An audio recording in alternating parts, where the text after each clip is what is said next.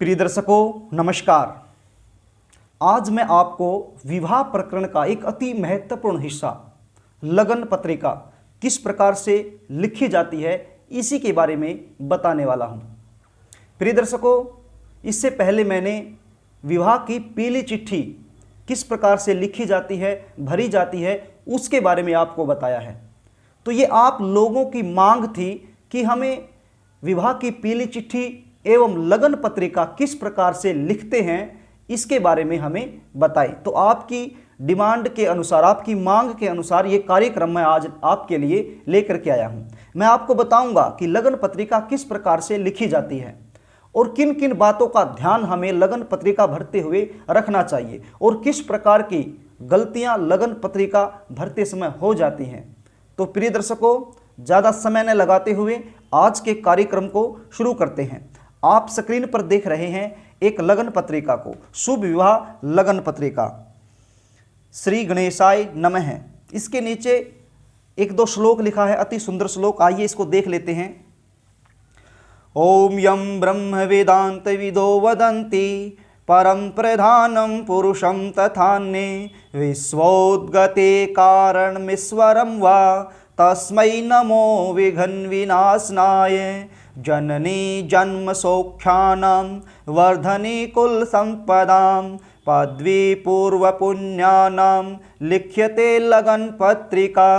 उसके बाद है विघ्नं करुते नित्यं विघ्नश्च प्रतिहन्यते यात्रा मंगल सिद्ध्यर्थम एकदंत नमोस्तु ते ब्रह्मा करोतु दीर्घायु विष्णु करोतु संपदां शिवः करोतु कल्याणं यस्यैषा लगन पत्रिका।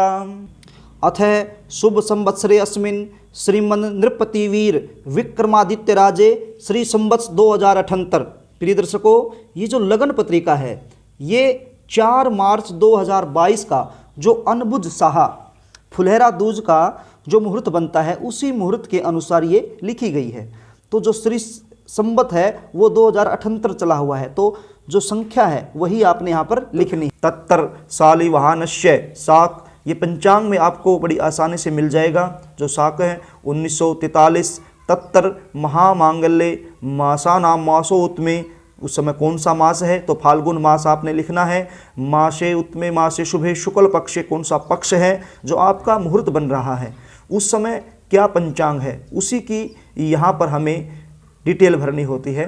तो शुक्ल पक्ष कौन सी तिथि है, शुभ तिथौ द्वितीया तिथि पड़ती है। कौन सा वार तो शुक्रवार वासान्वितायाम, तो जो वार है उसकी घड़ी पल कितनी है तो यहाँ पर जो घड़ी है वो 34 घड़ी 38 पल है, सो मैंने लिखा है। तत्तर नाम उत्तर भाद्रपदा, उस समय जो नक्षत्र है कौन सा नक्षत्र है, उत्तर भाद्रपदा नक्षत्र है। कितनी घड़ी पल है तो 47 घड़ी एवं 23 पल। तत्तर नाम शुभ योगे, उस समय कौन सा योग चला हुआ है तो शुभ योग, घड़ी कितनी है 47 घड़ी 3 पल। तत्तर नाम बालव करणे, तो कौन सा करण है बालव करण है, उसकी भी हमें घड़ी पल लिखनी होती है। तो 5 घड़ी 39 पल। एवं विधायाम पंचांग सुधौ तत्र दिन प्रमाणम, तो ये पंचांग में आपको बड़ी आसानी से मिल जाएगा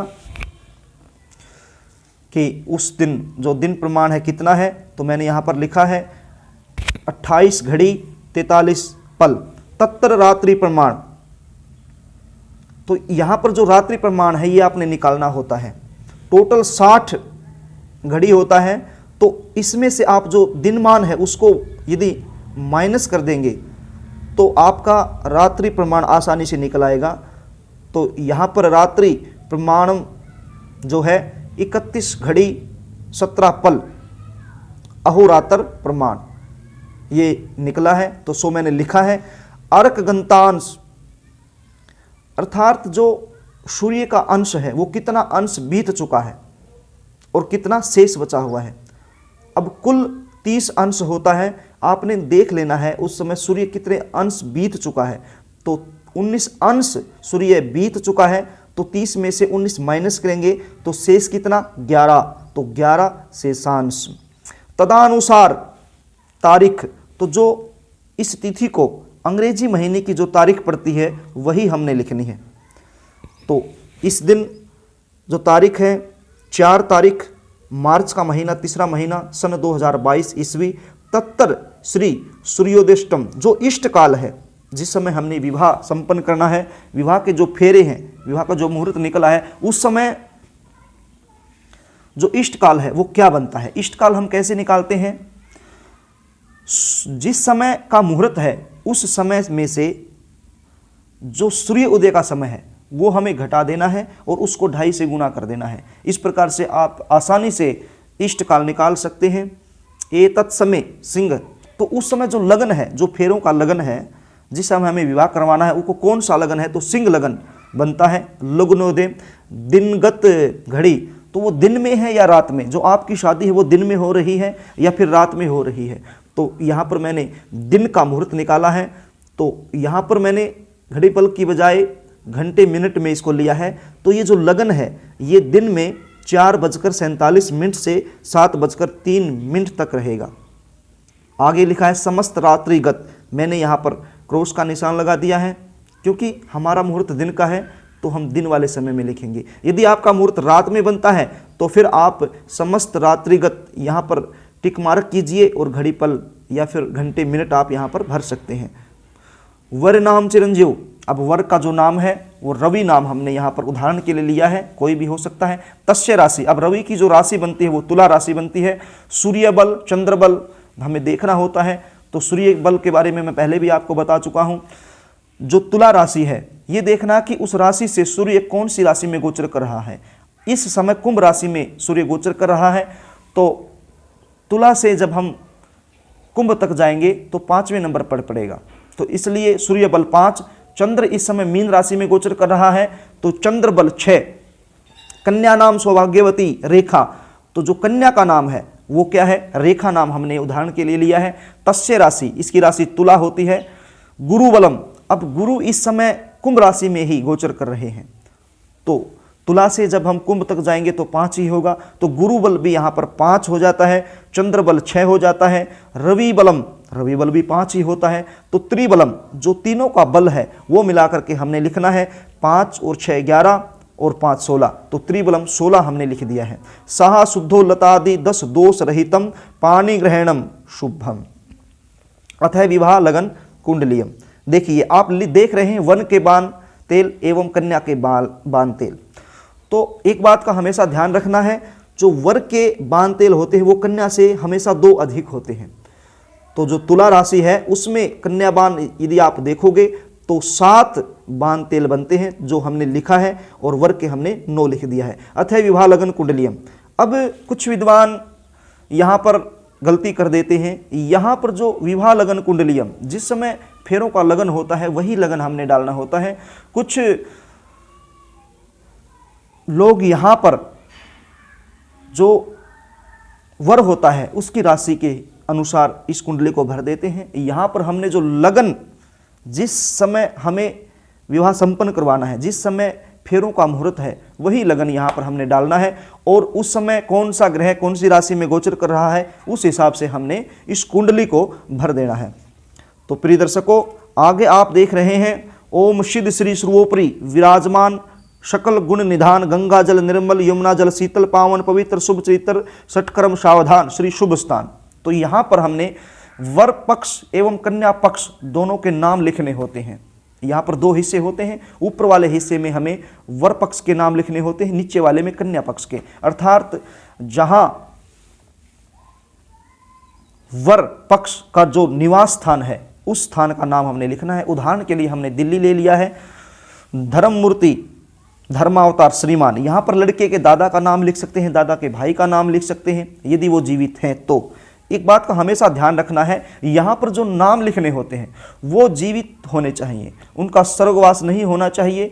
कुछ विद्वान, कुछ ब्राह्मण भाई यहाँ पर गलती कर देते हैं कि जिनका स्वर्गवास हो चुका है उनके भी नाम यहाँ पर लिख देते हैं, कई बार मैंने देखा है, लेकिन ऐसा नहीं करना चाहिए। जो लोग मौजूद हैं, जो जीवित हैं, उन्हीं का नाम यहाँ पर हमें लिखना होता है। कम से कम 5 नाम लिखने होते हैं। आप 7 लिख सकते हैं, 9 लिख सकते हैं, लेकिन कम से कम 5 नाम आप यहाँ पर लिखिए। लड़के के दादा का नाम लिखिए, यदि लड़के का दादा नहीं है तो आप लड़के के ताऊ का पिताजी का नाम यहाँ पर लिख सकते हैं। आगे फिर आप ताऊ का नाम लिख सकते हैं, चाचा का नाम लिख सकते हैं तथा श्रीमान बड़ा भाई का नाम लिख सकते हैं। अन्य परिवार में कोई भी जन जो बुजुर्ग जन है मौजूद हैं उनके नाम यहाँ पर आप लिख सकते हैं। उसके बाद तथा समस्त लघु दीर्घ जनों को इतः योग लिखितम। अब यहाँ पर आपने लिखना है जो कन्या पक्ष है उसका जो निवास स्थान है उसका नाम लिखना है। तो मैंने उदाहरण के लिए गुरुग्राम यहाँ लिख दिया है। तो गुरुग्राम से श्री, तो यहाँ पर लड़की के दादा का नाम वही मैंने बताया जो मौजूद हैं जो जीवित हैं उन्हीं का नाम लिखना है और कम से कम 5 नाम लिखने हैं। तो लड़की के दादा का नाम लिख सकते हैं, उसके बाद पिता का नाम, आप ताऊ का नाम तथा चाचा का नाम, बड़े भाई का नाम या अन्य लोगों का नाम भी आप यहाँ पर लिख सकते हैं। उसके बाद समस्त लघु दीर्घजनों की यथा योग्य राम राम वंचना अत्र कुशलम तत्रास्तु अग्रे वृत्तांतम वाच्यम चिरंजीव रवि, हमने उदाहरण के लिए रवि नाम लिया है। रवि जी का विवाह संस्कार सौभाग्यवती कुमारी रेखा से तय हुआ है के साथ मिति द्वितीय तिथि वार शुक्रवार को संवत्सर 2078। इस दिन जो तारीख है वो 4 तारीख 3रा महीना 2022 की सन ईस्वी। पता यहाँ पर जो कन्या पक्ष है उसका पूरा पता यहाँ पर हमें डालना होता है। गुरुग्राम में कौन सी कॉलोनी है, कौन सी गली नंबर है, क्योंकि इसी पते पर वर पक्ष बारात लेकर के आते हैं। तो जो पता है वो हमें यहाँ पर डालना होता है। को मंडप में शोभा देना जी शुभम। तो इस प्रकार से लगन पत्रिका को लिखा जाता है, भरा जाता है। प्रिय दर्शकों, आशा करता हूँ विवाह लगन पत्रिका किस प्रकार से भरी जाती है, किन चीज़ों का हमें ध्यान रखना चाहिए, ये आपको बड़ी आसानी से समझ में आ गया होगा। यदि फिर भी कोई कमी है या आप मुझसे कुछ पूछना चाहते हैं तो इस वीडियो के कमेंट बॉक्स में आप टाइप कर सकते हैं, आपके हर प्रश्न का जवाब दिया जाएगा। तो प्रिय दर्शकों, यदि आपको कार्यक्रम अच्छा लगे तो आप चैनल को सब्सक्राइब कर सकते हैं, बेल आइकन को प्रेस कर सकते हैं, वीडियो को शेयर कर सकते हैं, कमेंट कर सकते हैं। तो आज के लिए बस इतना ही, आगे फिर मिलेंगे, तब तक के लिए नमस्कार।